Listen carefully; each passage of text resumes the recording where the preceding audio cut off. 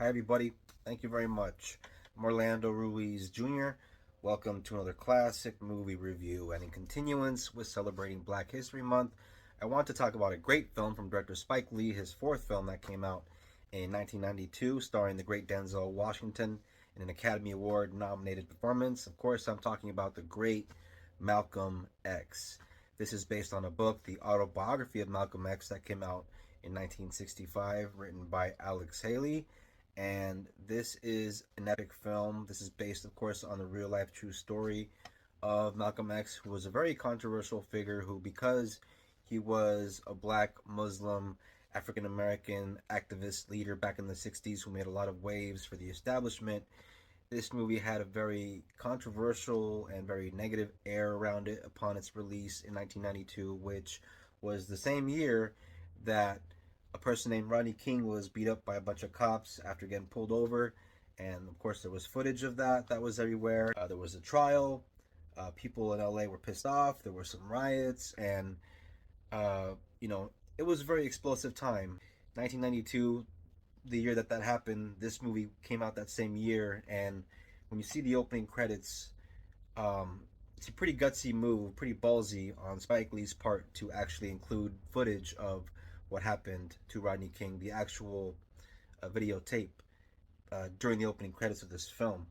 So yeah, it's sad, but it really kind of helps to hit the message home, which the movie is ultimately about. The struggle and all that, and so.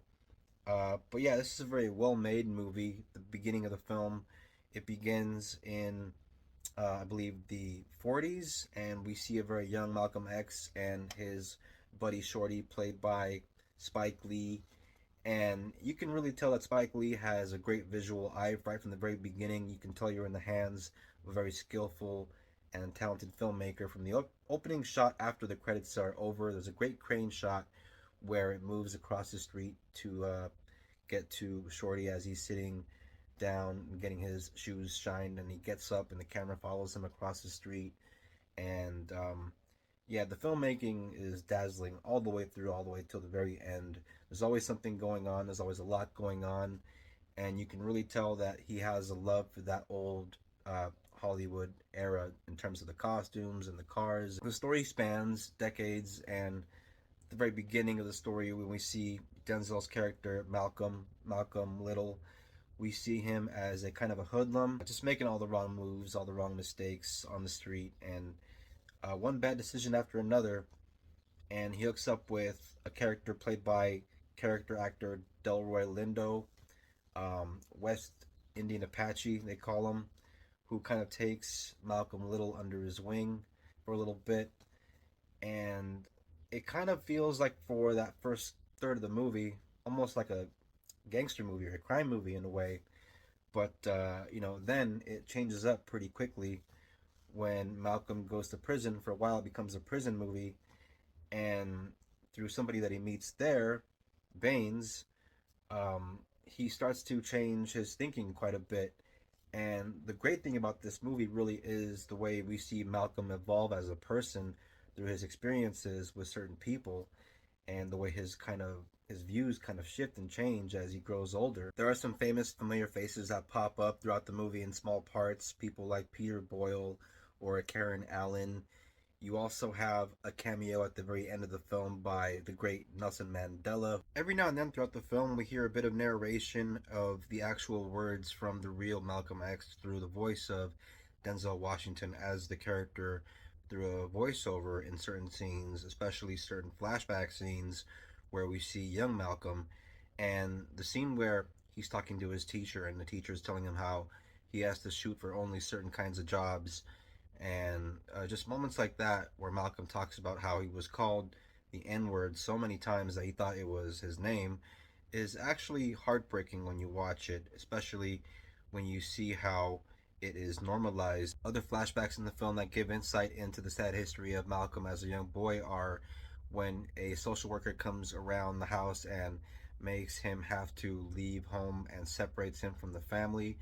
And there's also a moment where, when his father was still alive, the Klan comes to their house and starts throwing stuff through their windows and tries to burn the house down. And He had a very hard childhood, and so when you see him as a young man, when he has grown into this kind of con guy and thief, you understand why he has become that way. When Malcolm gets out of prison, because he has found a new faith and because he has educated himself on the inside, now he is a new man, and he goes back to his old neighborhood to spread the good word and bring awareness to the people.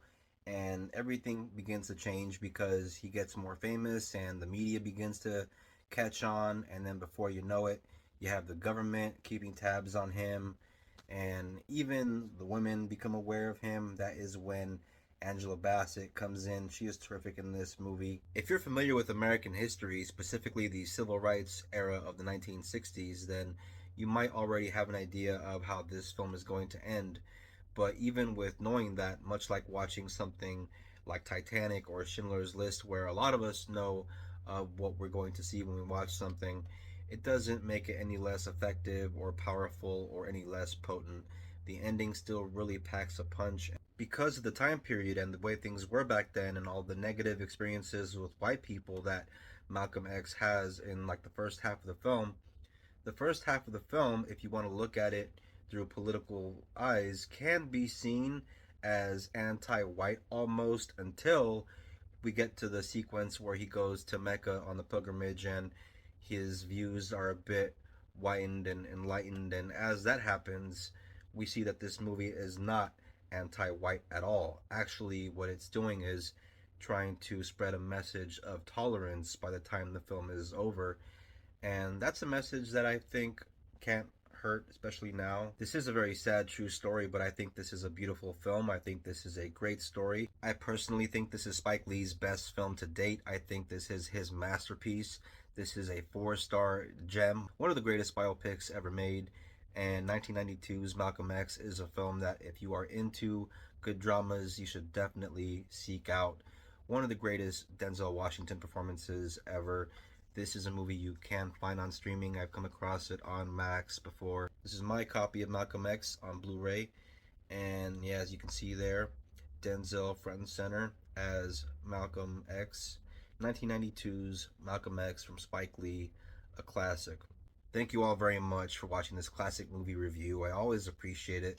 If you're into classic movies, if you're into this kind of thing, hit the bell, become a subscriber. Please don't forget to comment, share, and like, because it all helps out the channel. And if you're a returning viewer, thank you very much for supporting the channel. I very much appreciate you. And please don't forget to check out the next classic movie review. Everybody take care of each other. Peace out. God bless. Happy Black History Month.